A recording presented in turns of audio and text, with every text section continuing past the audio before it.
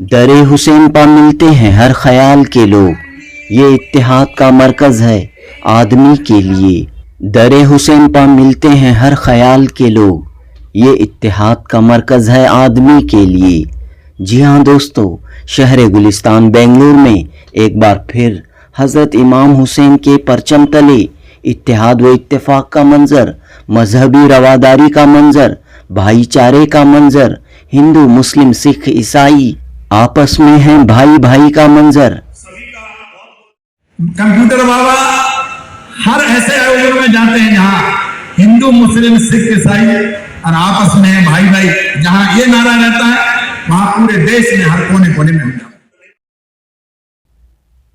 तो दोस्तों, यहाँ पर आप 32वें सालाना हुसैन डे कन्वेंशन का खूबसूरत व खुशनुमा मंजर देख रहे हैं। हकीकत यह है कि मौजूदा सियासी समाजी हालात में ये वो मंजर है जिसे देखने के लिए आंखें तरसती हैं, दिल मचलते हैं और उम्मीद कायम होती है कि इंसाफ, इंसानियत, हक परस्ती जिंदा है। बस इन्हें मजबूत करने, इन्हें ताकतवर करने की ज़रूरत है। अमन इत्तेहाद को परवान चढ़ाने की ज़रूरत है। लिहाजा इस ज़रूरत को महसूस करते हुए शहर बेंगलुरु की मशहूर समाजी, तालीमी, सियासी शख्सियत आगा सुल्तान हर साल यौम हुसैन का एहतमाम करते हुए आ रहे हैं। 18 अगस्त 2024 बरोज़ इतवार बेंगलुरु के होसूर रोड पर मौजूद शिया आरामगाह में हुसैन डे कन्वेंशन का अजीम शान इनेकाद अमल में आया। इस कन्वेंशन का मकसद 1400 साल कबल करबला की सरजमीन पर पेश आई नवासे रसूल हज़रत इमाम हुसैन की अजीम शहादत, अजीम कुर्बानी को समझना। मकसद हज़रत इमाम हुसैन, तालीमात हज़रत इमाम हुसैन की रोशनी में मौजूदा मसाइल का हल क्या हो सकता है, बातिल ताकतों को कैसे ख़त्म किया जा सकता है, मौजूदा दौर की यजीदी कुव्वतों को कैसे शिकस्त दी जा सकती है, इस पर गुफ्तगू करते हुए ये पैगाम दिया जाता है कि हुसैनियत, जिसका मतलब इंसानियत है, इस बुनियाद पर हक व इंसाफ पर मबनी समाज, जस्टिस पर मबनी माशरा, अमन व इत्तेहाद पर मुश्तमिल सोसाइटी कायम करने की अशद ज़रूरत है। 32वें हुसैन डे कन्वेंशन से हिंदू, मुस्लिम, सिख, ईसाई मजहब के आला रहनुमाओं ने खिताब किया। एक जानिब मजहबी रहनुमाओं तो दूसरी तरफ सियासी व समाजी शख्सियात ने भी हज़रत इमाम हुसैन की तालीमात की रोशनी में अमन व इत्तेहाद का पैगाम दिया। नन्ही फनकारा खनक जोशी ने नोहा पढ़ते हुए इस पूरी मजलिस को अश्कबार किया। मुंबई से आए मशहूर फिल्म अदाकार फ़ैरोज़ खान, जिन्होंने महाभारत में अर्जुन का किरदार अदा किया था, आपने भी हुसैनी होने का सबूत पेश करते हुए कीमती बातें कहीं। जम्मू व कश्मीर, लद्दाख से आए लोकसभा के नए मेंबर्स सैयद आगा रूहुल्ला और मोहम्मद हनीफा जान ने इंतहाई इल्मी गुफ्तगू करते हुए मौसर तरीके से मकसद हज़रत इमाम हुसैन को बयान किया।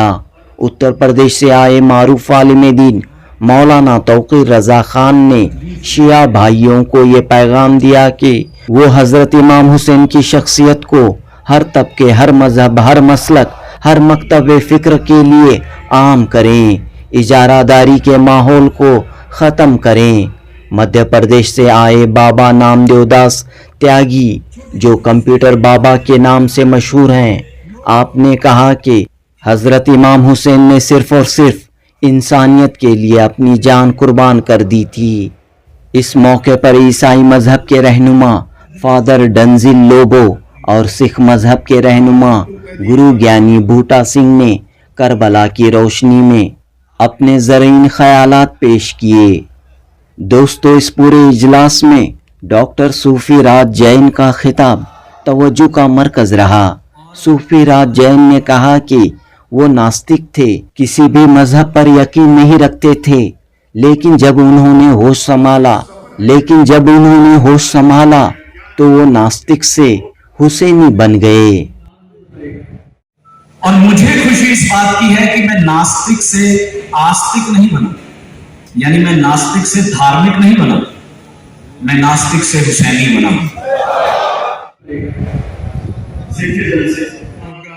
इस अहम इजलास से MLC नसीर अहमद, AICC के सेक्रेटरी मंसूर अली खान, जम्मू और कश्मीर के नेशनल कॉन्फ्रेंस के तर्जुमान तनवीर सादिक, महाराष्ट्र की शिवसेना पार्टी के तर्जुमान संजय गुप्ता ने भी खिताब किया। कर्नाटक मीडिया एकेडमी की चेयरपर्सन आयशा खानम, नई दिल्ली से आए नौजवान जर्नलिस्ट सौरभ कुमार शुक्ला, सैयद अली अब्बास नकवी के भी ख्यालात काफ़ी अहम थे। इस इजलास का आगाज़ करबला से आए रोज़ा हज़रत इमाम हुसैन के नुमाइंदे डॉक्टर सैयद सादुद्दीन हाशिम मेहदी अल-बन्ना के अरबी खिताब से हुआ। अलीगढ़ मुस्लिम यूनिवर्सिटी के मौलाना प्रोफेसर डॉक्टर रज़ा अब्बास ने इस यादगार इजलास की सदारत की, जबकि मारूफ सहाफ़ी शकील हसन शमसी ने निज़ामत के फ़राइज़ अंजाम दिए। इजलास के मुंतज़िम आगा सुल्तान के फ़र्जंदगान डॉक्टर ज़करिया अब्बास और रज़ी अब्बास ने 32वें हुसैन डे में शामिल होने वाले सभी अफराद का शुक्रिया अदा किया। जुनूबी हिंद न्यूज़ रिपोर्ट। लाबुद्द मिनल इशारा फी बादिअल अम्र इला अन्न इमाम हुसैन अलैहिस्सलाम इंदमा रअा यज़ीद व अतबाअहु क़द मारसू अज़्ज़ुल्म वल-जवर वत-तुग़यान व क़द गाब फी हुक्मिहिल गाशिम अल-अदल वल-अदाला अल-इज्तिमाइय्या व इंतशरत अल-मफ़ासिद वल-मज़ालिम व बदअ अल-आलम अल-इस्लामी यशहद इंहिराफन अन मबादिअ अल-इस्लाम व इंतिशारन लिल-फ़साद वल-क़मअ वल-इस्तिख़फ़ाफ़ बिहुक़ूक़ अश-शअब मिम्मा शक्कल तहदीदन मुबाशिरन लिजौहर अल-इस्लाम। शुरू में ये बता देना मैं बेहद ज़रूरी समझता हूँ कि जब इमाम हुसैन अलैहिस्सलातु वस्सलाम ने देखा कि यजीद और यजीदियों ने नाइंसाफ़ी जब और इस्तिबदाद को रिवाज दिया, इसके जालिमाना दौर में अदल व इंसाफ का गला घोंट दिया और फसाद नाइंसाफ़ी फैलाई हुई थी। इस्लामी दुनिया ने इस्लाम के उसूलों से इनहराफ और फसाद व जुल्म और लोगों के हुकूक की बेतौकीरी का मुशाहिदा करना शुरू कर दिया, जो इस्लाम के जौहर के लिए बराह रास्त खतरा था।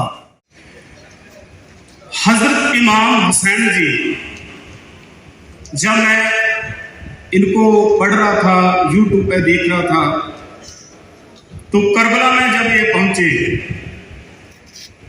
तो इनके साथ कुल 82 लोग थे। और आज हम केवल हजरत इमाम हुसैन को ही नहीं बल्कि उन 72 शहीदों को भी याद कर रहे हैं जिन्होंने इंसानियत के लिए शहादत दी।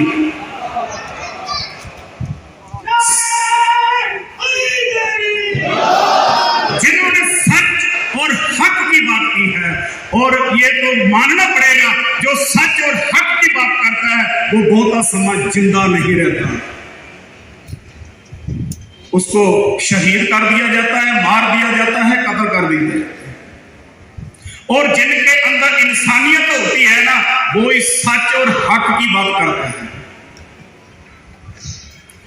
जब करबला में पहुंचे तो मैंने सुना है कि उनको पानी तक नहीं दिया गया था, पानी भी पीने के लिए नहीं दिया गया था, बंद कर दिया था पानी।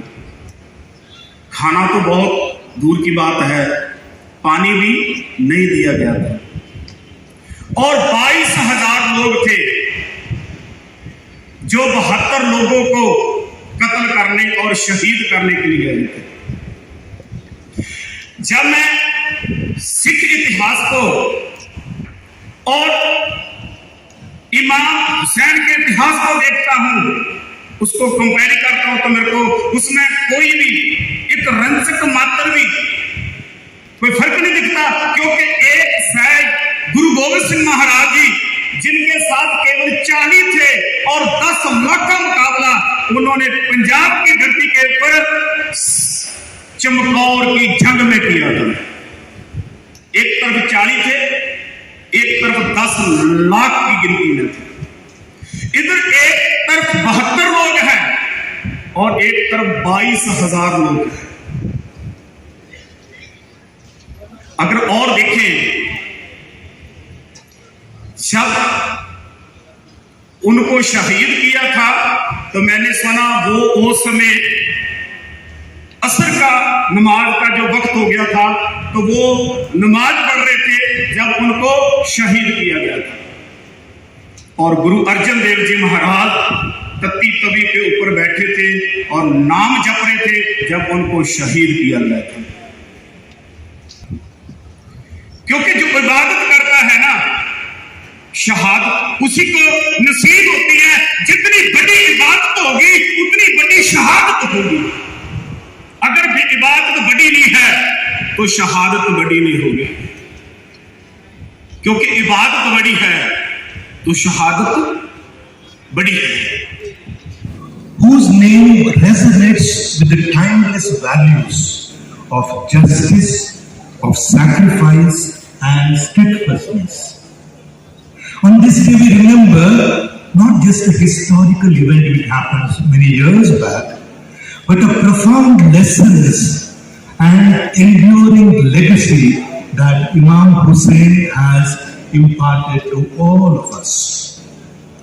He was not merely a leader, but was a beacon of righteousness, a symbol of unwavering courage. He stood against oppression and tyranny at Karbala. It was not just a battle, but was a statement of profound moral and ethical values. जहां नम्रता की बात आती, सत्य की बात आती है, वहां हमें सबको एक साथ खड़े होना पड़ेगा। देखिएगा, हमने देखा है भारत में आपके कुछ झंडे होते हैं, हमारे समाज के अपने झंडे होते हैं, इसी संप्रदाय के अलग झंडे, सबके झंडे अलग अलग होते हैं। जब 15 अगस्त और 26 जनवरी आती है तब हम सब एक ही झंडे के नीचे रहते हैं। वो कौन सा झंडा है? तिरंगा। हम इस देश के हैं, इस भारत के हैं। हमारे संविधान में ऐसा अलग अलग मजहब में अलग अलग नहीं, सब समान अधिकार होते हैं। तो जब समान अधिकार भी हमारे में है तो हमारा दायित्व बनता है कि हम एक दूसरे मिलकर रहें और इंसान को इंसानियत की रघुपति राघव राजा राम पतित पावन सीताराम ईश्वर अल्लाह तेरे नाम और सबको सन्मति दे भगवान, सबको अच्छी बुद्धि और विवेक दे। आज सनातन की तरफ से आज कितना छोटी छोटी सी अपने स्वार्थ राजनीति के लिए लोग हमें आपको लाया जा रहे हैं, मतलब कुछ नहीं है। जात पात के हर झगड़े को ही खत्म कर दिया था करबला में। उसकी जीती जाती मिसाल हजरत जॉन है। और मुझे लगता है कि अगर किसी के अंदर इंसानियत है, यानी आप किसी का दर्द महसूस कर सकते हैं, आप दूसरों के लिए जीना जानते हैं, दूसरों की मुश्किल में उनको देखकर उनको हौसला देना जानते हैं, उनके लिए लड़ना जानते हैं, तो बेशक आप हुसैनी हैं। मगर आज पूरे विश्व में कुछ धार्मिक और वैचारिक जो मतभेद हैं वो बढ़ते जा रहे हैं, जहां मानवता और इंसानियत को खो दिया जा रहा है। मगर हर धर्म का जो मूल है, जो हर धर्म का तत्व है, बेस है, वो करुणा है, न्याय है, मानवता है, इंसानियत है। मगर विडंबना यह हो चुकी है कि अक्सर धर्म की ही उपयोगिता हिंसा, अन्याय, घृणा और उसे ही नुचे ठहराने के लिए इस्तेमाल कर लिया जाता है। और यह समय की मांग है कि हम इस बात को समझें कि मानवता किसी भी धार्मिक पहचान से ऊपर है। इंसानियत किसी भी धार्मिक पहचान से ऊपर।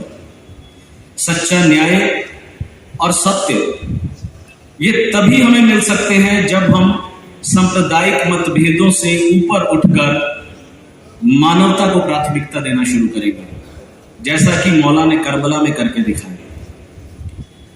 आज इस माहौल में मौला हुसैन की शिक्षाओं की बहुत जरूरत है हमारी जिंदगी में। मैं अपनी ही बात करता हूं कि मैं अपनी जिंदगी में बिल्कुल नास्तिक रहा हूं। मैंने कभी 35 साल की उम्र तक ईश्वर को माना ही नहीं। ऐसा माहौल रहा है कि मुझे यह लगता था कि हर कोई अपने आप को यह कहता है कि मैं ही सर्वश्रेष्ठ हूं, मैं ही बेटर हूं, मैं ही सुपीरियर हूं, मगर मानवता की बात कोई नहीं करता। आडंबर तो हर जगह नजर आता था, मगर मानवता, इंसानियत मुझे नजर नहीं आती थी, जिसके चलते मैं नास्तिक बन गया। मगर एक पूरा मजमा नास्तिक इंसान एकदम से बदल जाता है तो उसके पीछे कुछ ना कुछ बड़ा ही रहा होगा। और मुझे खुशी इस बात की है कि मैं नास्तिक से आस्तिक नहीं बना, यानी मैं नास्तिक से धार्मिक नहीं बना, मैं नास्तिक से हुसैनी बना।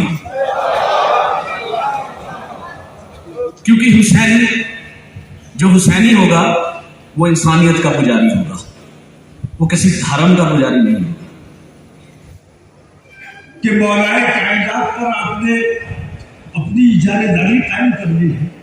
मौलाए कायनात तो पूरी कायनात की। इमाम हुसैन आदिल मुकाम।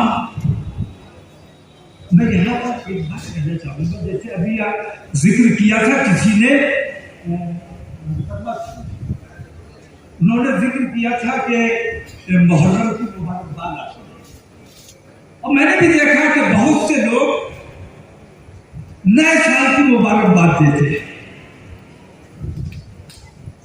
मैंने उन लोगों से पूछा कि आपने अपने बुजुर्गों को कभी देखा है नए साल की मुबारकबाद देते हुए? तो हमने तो कभी नहीं देखा, हमने तो कभी नहीं देखा। हमने अपने बुजुर्गों को, हमने आला हज़रत को देखा, हमने मुफ्ती आज़म को देखा, हमने गौसे आज़म को देखा। हमने कभी नहीं देखा कि नए साल की मुबारकबाद 1400 साल से अब तक ये नई चीज जो शुरू की गई है वो कहीं ना कहीं कोई फितना खड़ा करने के लिए तो नहीं की गई है। वैसे ही मैं कहता हूं कि जैसे बहुत से लोगों ईसाइयों ने ईसा अलैहिस्सलाम पर कब्जा कर लिया, ऐसा लगता है कि अंग्रेजों के हैं ईसा अलैहिस्सलाम, जबकि असल में हमारे हैं। ईसा अलैहिस्सलाम असल में हमारे हैं, ऐसे ही इमाम हुसैन असल में हमारे हैं। आपके हैं, सबके हैं, मौलाए कायनात सबके हैं, सिर्फ आपके नहीं है। ये इजारेदारी खत्म दीजिए और सबको उनका हक मिलना चाहिए, सबको उनका हिस्सा मिलना चाहिए। तो हमारी अकीदत से हमारी गुलामी का जज्बा किसी भी सूरत में किसी दूसरे से कम नहीं है। ये और बात है कि हम उस अंदाज में इजहार नहीं कर पाते हैं, लेकिन हमारी नीयत हर वक्त ये रहती है कि हम हुसैन आज़म की नक्शे कदम पर चलना तो क्या, उस नक्शे कदम पर अगर हम सर भी झुका कर चल पाए, सर के बल भी चल पाए, तो ये हमारे लिए फख्र की बात होगी। और हम इसी कोशिश में रहते हैं रात दिन के मुसलमानों के जो हुकूक हैं, इंसानियत के जो हुकूक हैं, हिंदू मुस्लिम एकता और भाईचारे के लिए हमें जो करना चाहिए, मेरे ऊपर इल्जाम ये लगाया जाता है कि मैं मुसलमानों की बात करता हूँ। मैं अल्हम्दुलिल्लाह इंसानियत की बात करता हूँ और तमाम हिंदू मुसलमान सिख ईसाई तमाम लोगों को साथ लेकर चलना चाहता हूँ, क्योंकि जैसा हिंदुस्तान आपने जहाँ सजाया है ऐसा हिंदुस्तान हमें हिंदुस्तान को बनाना है। कुछ लोग हमारे हिंदुस्तान को फिरका परस्ती के दलदल पे धकेल देना चाहते हैं। ऐसे यजीदियों के साथ हमें मुकाबला करना है और ऐसे जैन साहिबान के साथ हमें खड़े होकर इन लोगों के साथ एकता कायम करके हमें एक माहौल हिंदुस्तान का बनाना है। और हिंदुस्तान अल्हम्दुलिल्लाह हमारा देश है, तो हिंदुस्तान को बनाना, इसको बेहतर करना, इसका माहौल बेहतर करना, यहाँ अमन शांति की स्थापना करना, ये हमारी और आपकी मुश्तरका कोशिश होनी चाहिए। अस्सलाम वालेकुम। हजरत हुसैन यही चीज का एक प्रतीक थे। हजरत हुसैन के जो शहादत थी, ट्रूथ और सैक्रिफाइस उनका था, और जो सच्चाई थी और इंसाफ के लिए वो लड़के शहीद हो गए। आज हमारे समाज में देख रहे हैं, आज भी यजीद मौजूद है, लेकिन दूसरा रूप ले चुके हैं। और हिंदुस्तान में और पूरे विश्व में क्या हो रहा है, भाई भाई से लड़ रहे हैं, भाई भाई को लड़ाया जा रहा है, और यही काम यजीद कर रहा है। और जो हजरत हुसैन का मैसेज है, भाईचारा, सच्चाई और इंसाफ, आज की दुनिया में ये बहुत बड़ा मैसेज है। हम लोगों को चाहिए कि इन जो हम माइनॉरिटीज कहते हैं कि हमारे अंदर एक इंटरेक्शन हो, और हम लोग बैठकर किस तरीके से एक दूसरे को सुनकर, एक दूसरों की कार्रवाई को परख कर हम लोग इससे क्यों फायदा उठा नहीं सकते, इसके बारे में एक डायलॉग होना चाहिए, इसके बारे में एक डिबेट होना चाहिए, इसके बारे में एक फिक्र होना चाहिए। रही बात आज की खासकर हुसैन डे की, ये बस इतना ही कहूँगा कि एक हम लोगों के लिए एक मैसेज है, हम लोगों के लिए एक सबक है कि किस तरीके से हमारे खासकर हुजूर सल्लल्लाहु अलैहि वसल्लम की औलाद क्या वजह से उन्होंने कुर्बानी दी थी, क्या मामला था, क्या उस वक्त का एक खाका अगर खींचा जाए तो पता चलता है सच्चाई के लिए लड़ाई हुई थी, सच्चाई के लिए कुर्बानी हुई थी। और उस वक्त वो देखकर दिल टुकड़े टुकड़े हो जाता है कि किस तरीके से, हर तरीके का भी एक सलीका था। जब कभी भी सुनते हैं कि हर बड़ी तदबीर के साथ, बड़ी फिक्र के साथ, और मामला इतना मतलब पानी का खतरे के लिए तरस रहे थे, फिर भी वक्त पर नमाज पढ़ाया गया, वक्त के ऊपर नमाज पढ़ना पहले तरजीह दिया। तो इससे पता चलता है कि नमाज किस तरह हमारे लिए फर्ज। और आज मैं भी एक हुसैनी की तरह यहाँ पर आप लोगों के सामने मुखातिब होगी। बड़ा अच्छा लगता था जब भी हम विन चैनल पे ये प्रोग्राम देखते थे, लाइव इवेंट देखते रहे तो बहुत अच्छा लगता। घंटों हम पूरा प्रोग्राम इसको देखते थे और इच्छा होती थी कि किसी दिन हम भी इसमें पार्टिसिपेट करें। और मुझे इतनी शेर व शायरी मुझे नहीं आती, लेकिन मेरा सबसे फेवरेट अल्लामा इकबाल की जो लाइन्स हैं, जो पंक्तियां हैं, जरूर टूट गया कोई मर्तबा ना मिला, सितम के बाद भी कुछ हासिले जफा ना मिला, सिरे हुसैन मिला है यजीद को, लेकिन शिकस्त ये है फिर भी झुका हुआ ना मिला, शिकस्त ये है फिर भी झुका हुआ ना मिला।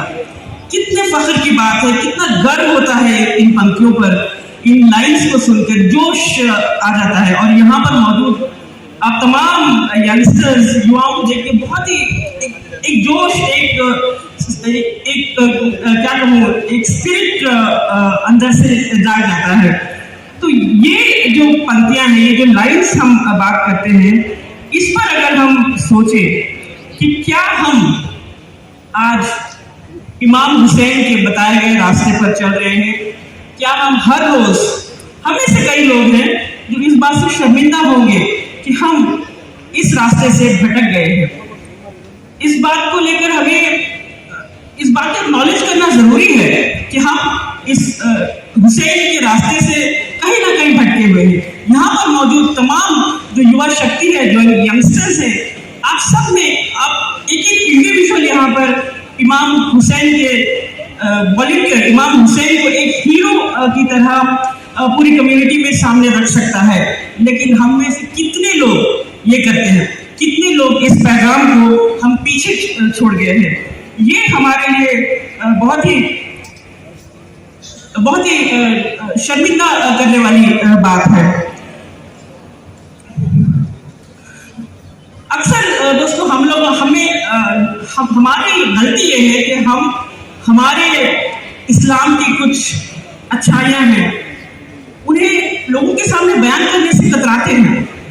जैद साहब जैसे शख्स जो मुझसे बेहतर, मुझसे ज्यादा जानते हैं इस्लाम को, आज मैंने इनकी बातें सुनकर मुझे इनके लिए स्टैंडिंग ओवेशन देने की बात कही मैंने उनको।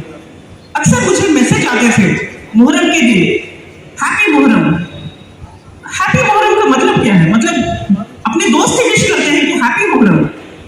ये इसलिए ये दोस्त है मेरे, मतलब ये हम कोई दुश्मनी से नहीं कह रहे हैं हमसे, इन्हें पता नहीं है मुहर्रम का मतलब क्या है, इन्हें पता नहीं है मुहर्रम की शहादत के बारे में, इन्हें नहीं पता है मुहर्रम के दिन हम क्या करते हैं, ये नहीं पता है। तो हैप्पी मुहर्रम क्यों कहते हैं? तो पहले कुछ समय तक मैं हैप्पी मुहर्रम का मैसेज देख के इग्नोर करती रही, लेकिन बाद में धीरे धीरे ये समझ में आने लगा कि मेरे ही दोस्तों को इस मकसद दिन के बारे में नहीं पता है। ये हैप्पी मुहर्रम कहते हैं। It's a day of mourning for us, it's a day where we remember Imam Hussain की जो शहादत है, इसको हैप्पी मुहर्रम क्यों कहते हैं। तो तब से मैंने सोचा कि जब जब इस तरह का मैसेज आएगा हम उन्हें समझाएंगे, बताएंगे कि मुहर्रम का मतलब क्या है, मुहर्रम क्यों हम ऑब्जर्व करते हैं, क्यों इस दिन शहादत का दिन माना जाता है। तो तब से मैंने हर उस मैसेज का जवाब देने लगी, मैं हर उस मैसेज को लोगों तक पहुंचाने लगी कि हैप्पी मुहर्रम की जगह आप इसे मुहर्रम के जो मुक़द्दस दिन है उस पर विश कीजिए। और मेरे फेसबुक पर, मेरे सोशल मीडिया पर मैं ये डिटेल डालने लगी कि मुहर्रम का मतलब क्या होता है, मुहर्रम का मकसद, उस दिन का मकसद क्या होता है। तो इससे कुछ दोस्त जानने लगे। देखिए यही होता है, छोटी सी बातें हम चार लोगों में, अपने करीबी दोस्तों में अगर हम ये बात नहीं पहुंचा सकते, नहीं समझा सकते, तो इसका क्या फायदा है। हम बड़ी बड़ी बातें करने लगे, खासकर हम जैसे लोग जो मीडिया में हैं। अफसोस की बात है कि मीडिया में इस तरह के इवेंट्स, इस तरह के जो यहाँ पर आज बातें हुई है, इसके लिए मीडिया में स्पेस नहीं है। मुझे खुद शर्मिंदा होना पड़ता है इस बात को लेकर कि मीडिया में लव जिहाद ज्यादा चलता है, मीडिया में लव जिहाद की टीआरपी ज्यादा है, लेकिन अफसोस के ऐसे मुकद्दस बातें और इमाम हुसैन की जो लीडरशिप है, उनकी सैक्रिफाइस है, उनका जो ट्रूथ और इनजस्टिस का एक रास्ता बताया गया रास्ता है, वो मीडिया में स्पेस नहीं लेता। यही हमारे लिए एक बड़ी चुनौती है। So we need to change this, we need to we need to somehow convince ourselves and also the place where we are working to show that what Imam Hussein stands for, what his sacrifices stood for. So that way सितंबर का पहला हफ्ता था और अरबईन का दिन था। इमाम हुसैन के रोज़े में वहां पर आप समझिए कि आप कहां से इंस्पायर होते हैं। मैं जर्नलिस्ट हूं, हिंदू हूं, ब्राह्मण हूं और सबसे पहले हिंदुस्तानी हूं। और आप जो पैगाम देख करके आ रहे हैं, जो आप महसूस करके आ रहे हैं, और आपकी जिम्मेदारी है कि जो महसूस करके आ रहे हैं उसे हिंदुस्तान में जहां तक वो आवाज पहुंचा पाए उसको वहां तक आप पहुंचाएं। तो करबला में अरबईन के एक दिन पहले आगा सुल्तान साहब ने इमाम हुसैन के रोजे में एक मजलिस रखी और वो आधे घंटे का वक्त शायद उनको मिला था, क्योंकि हर देश के लोग मजलिस कराना चाहते हैं इमाम हुसैन के रोजे में। वहां पर बहुत सारे इंडिया के लोग थे। कंप्यूटर आप सुनिएगा, काफी इंडिया के लोग थे। तो हम एज अ जर्नलिस्ट गए, हमारे साथ कुछ और जर्नलिस्ट थे, हम लोग का जर्नलिस्ट ग्रुप था। तो उन्होंने जूते उतार के वहां सीढ़ी पर रख दिए। आधे घंटे बाद जब हमारा वक्त खत्म हुआ और हम लोग वापस आए, क्योंकि वहां लाखों की भीड़ होती है, तो हमारे जूते नहीं मिल रहे थे। तो क्या किया था, जो वहां के एडमिनिस्ट्रेशन के लोग थे उन्होंने जूते उठा के बाहर फेंक दिए। तो सब अपने जूते ढूंढ रहे थे। मेरे को लगा कि मेरे जूते तो अब यहाँ लाखों लोग हैं, जूते तो मिलेंगे नहीं। वहां पर एक ईरानी भाई मेरे दोनों जूते यूं लेके खड़ा हुआ है, यूं ही लाना, लाखों लोग वहां पर। सो आई वेंट टू हिम, मैंने कहा जी बहुत बहुत शुक्रिया, आप कह रहे हैं मैं पिछले आधे घंटे से खड़ा हूं, कह रहे हैं यहां पर आप आए हो, यहां पर लाखों लोग हैं, एक साथ 1 करोड़ से ज्यादा लोग अरबईन के दिन करबला में मौजूद रहते हैं और कहीं कोई दंगा फसाद नहीं, कहीं कोई चोरी नहीं, कहीं कोई बदतमीजी नहीं। वो इसलिए नहीं क्योंकि इराक का एडमिनिस्ट्रेशन अच्छा है, वो इसलिए कि इमाम हुसैन के मानने वालों का किरदार अच्छा है। कि अगर हम हकीकी रहनुमाई चाहते हैं तो हमें हुसैनियत की कश्ती में सवार होना चाहिए। इमाम हुसैन अलैहिस्सलाम का पैगाम सिर्फ एक खास वक्त या मखसूस अफराद के लिए नहीं था, बल्कि ये क़यामत तक हर ज़माने और हर कौम के लिए। इमाम हुसैन अलैहिस्सलाम की कुर्बानियाँ सिर्फ एक वक्त या मखसूस हालात के लिए नहीं, बल्कि इनका पैगाम हर दौर के लोगों के लिए था और क़यामत तक रहेगा। यही वजह है कि आज हम यहाँ बिला लिहाज मजहब, रंग व नस्ल इंसानियत को बचाने के लिए इमाम हुसैन अलैहिस्सलाम की तारीखी कुर्बानियों को याद करने के लिए जमा हुए। हम यहाँ इस बात की याद दिलाने के लिए इकट्ठे हुए हैं कि इंसानियत की बका के लिए हमें इमाम हुसैन अलैहिस्सलाम के उसूलों पर अमल करना होगा। महात्मा गांधी जी ने कहा है, मैंने हुसैन से सीखा है कि मजलूम होते हुए कैसे फतह हासिल करते हैं की जाती है। ये अल्फाज हमें इस बात की अहमियत की एहसास दिलाते हैं कि जुल्म और नाइंसाफी के खिलाफ खड़े होना हुसैनियत की बुनियादी उसूल है। आगा सुल्तान साहब, आपकी ये खिदमत खुदा ताला की बारगाह में कबूल हो, इन सभी मोमिनीन की हमकारी कबूल हो और हम सभी के लिए बाइस शफाअत बने आखिरत में। मगर ये प्रोग्राम करना मकसद नहीं है, इस प्रोग्राम के जरिए मकसद तक पहुंचना।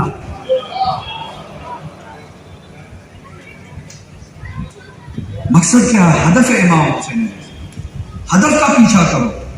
इमाम हुसैन अलैहिस्सलाम का हदफ क्या है? हदफ चाहते कि मैं इंसाफ पे मबनी एक माशरा चाहता हूं।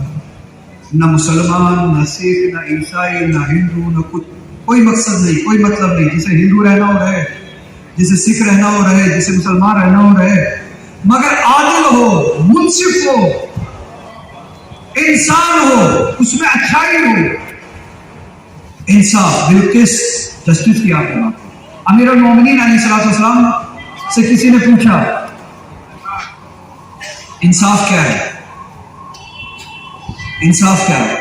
तो हजरत ने क्योंकि रिसालत के चश्मे से ही इल्म हासिल किया, हिकमत हासिल की, जिस तरह से आप कुरान की बेहतरीन तफसीर और तहलील रिसालत मौला सल्लल्लाहु अलैहि वसल्लम की ज़ात अक़दस से सुनते हैं, उसी तरह की तहलील हो तफसीर कुरान की आप अमीर अल-मोमिनीन अलैहिस्सलाम के दरवाजे से बेहतरीन अंदाजे से एक जुमले में बात की। कहा जिस चीज का जहां पे जो चीज जहां के लिए हो वो चीज वहीं पे रखी जाए, इसे अधिकार। अब मैं समझाता हूं थोड़ा सा।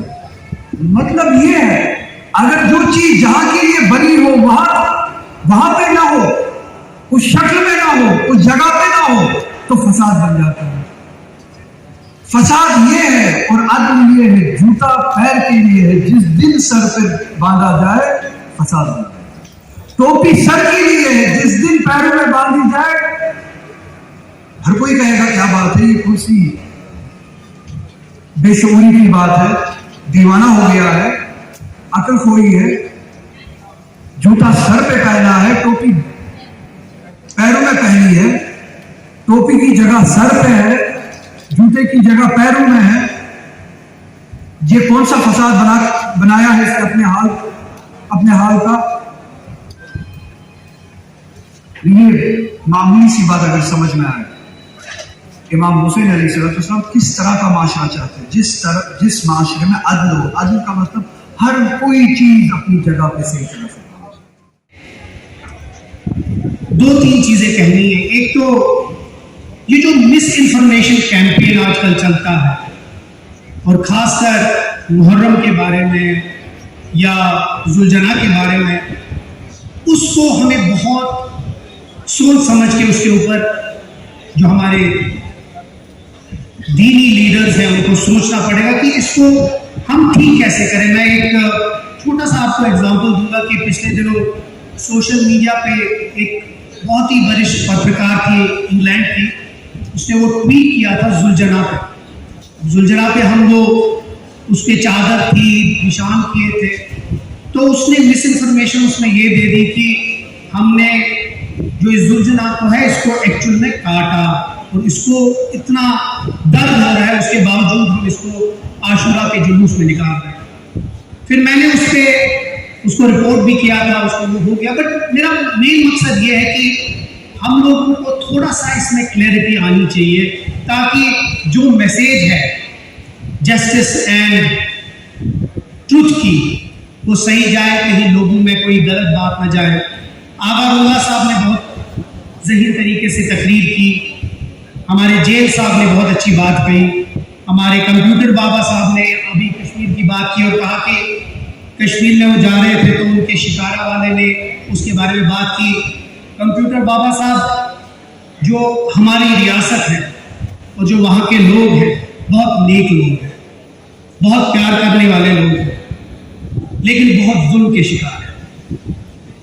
उन लोगों को इतने सारा जुल्म है कि अगर मैं यहाँ बताऊं तो शायद मौजू से मैं हट जाऊं, लेकिन शायद आज एक मौका मिला कि ये बोलने के लिए कि जब आप ऊपर वाले से दुआ करें और जब यहाँ हम इस मजलिस में बात करें, कश्मीर के लोगों के लिए बहुत ज़रूरी है कि दुआ करें, क्योंकि उनने बहुत तकलीफें देखी हैं।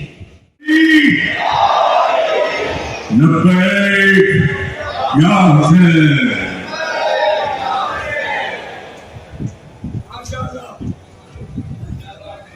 मंच पर उपस्थित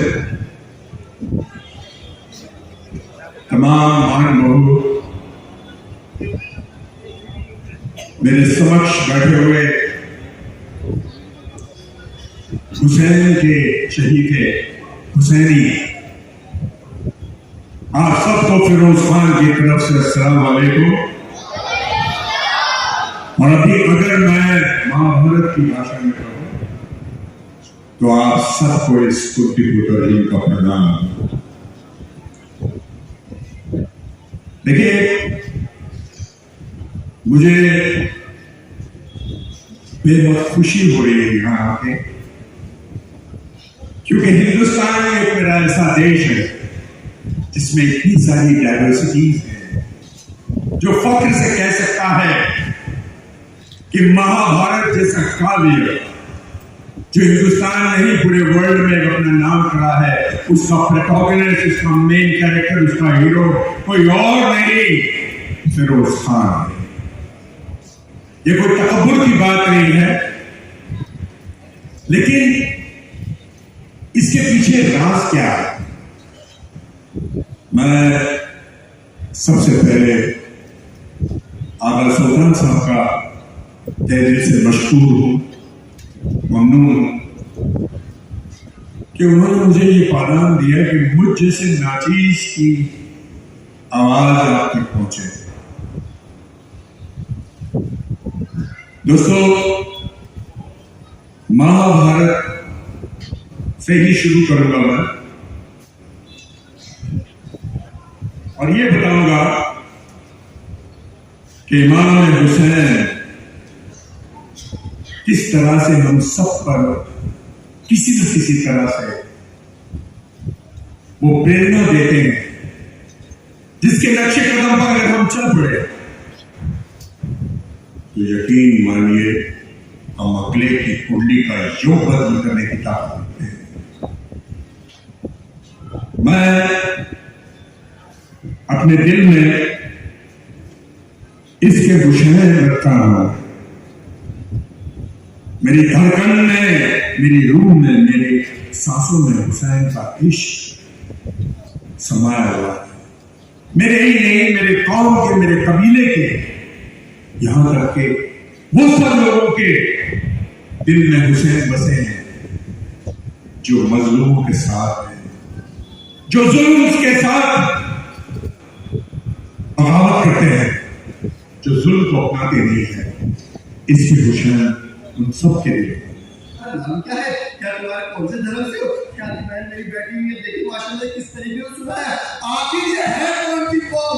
अब ये पता करने आ रहा सिर्फ 2 मिनट आपके वहां लेके तो हमें जाना है। तो आपको तीसरी बता दूं कि 3 शवाल जब थी, 3 शवाल जब मेरे वाला हुसैन पैदा हुए ना, तो रसूल सल्लल्लाहु अलैहि वसल्लम रोने लगे। मैंने कहा, उनकी बीवी बेटी ने कहा, बाबा आप रो क्यों रहे? तो जानते रसूल सल्लल्लाहु अलैहि वसल्लम ने क्या कहा?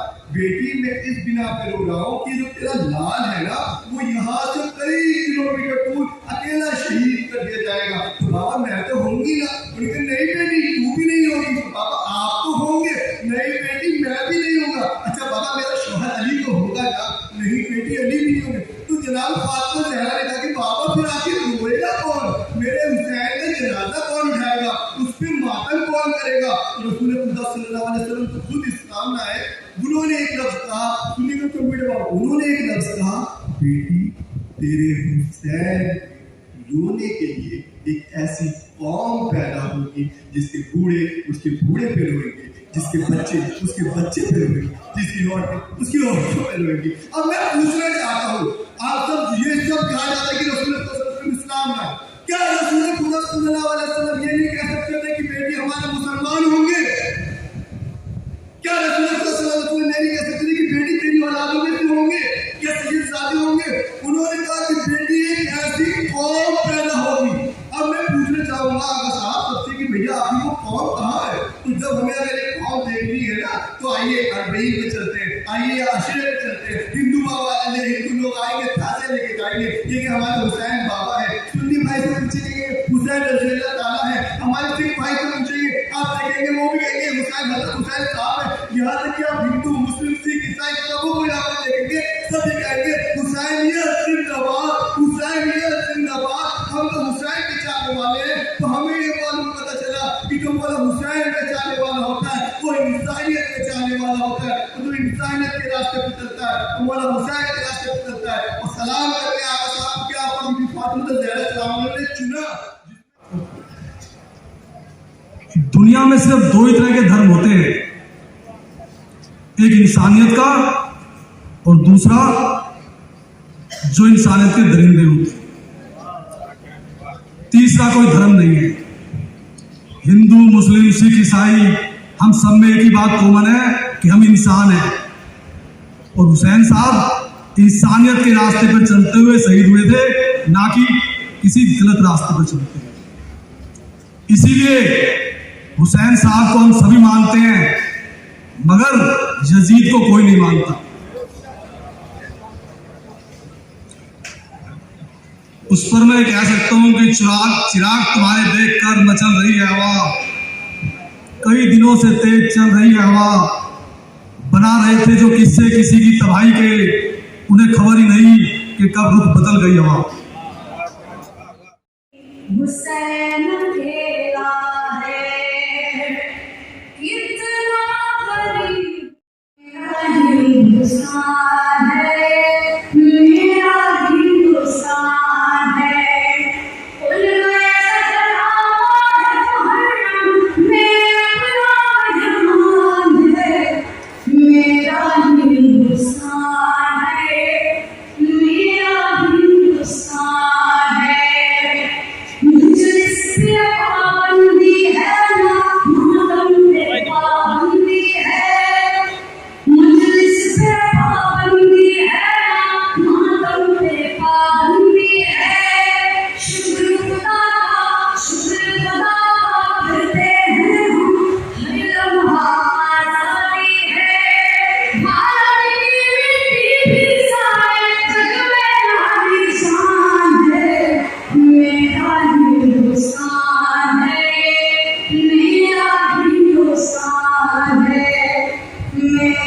हिंदुस्तान है मेरा।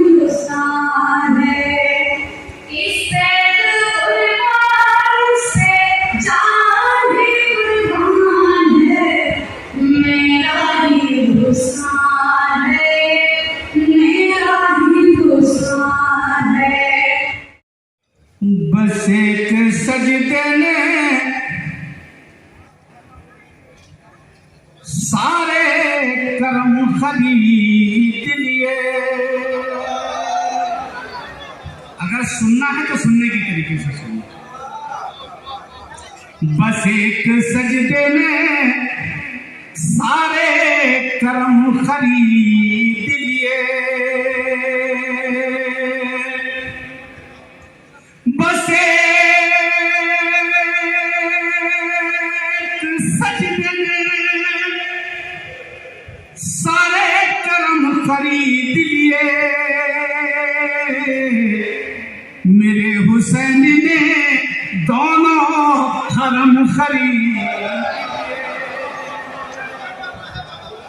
मेरे हुसैन ने दोनों हरम खरीद लिए।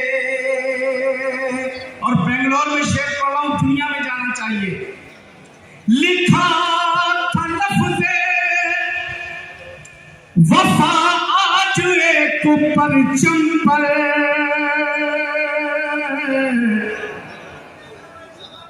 लिखा था लफ्ज़े वफा आज एक परचम पर। सो मेरे बच्चों ने सारे अलम खरीद।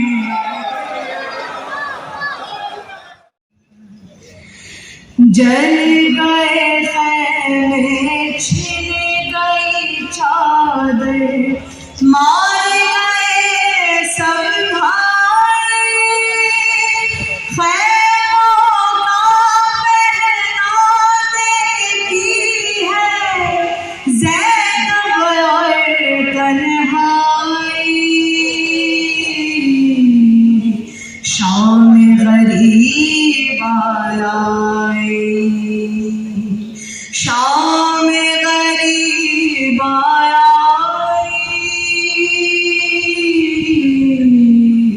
शाम गरीब आया। आग लिए जब आ गया लश्कर, छीन दी चादर, फूंक दिया घर। जलने लगा बीमार का बिस्तर, उस पे हंसी है छाई। आमिर को शोलों से उठा कर पुष्प ज़ैनब लाई। शाम गरीब आई, शाम गरीब आई।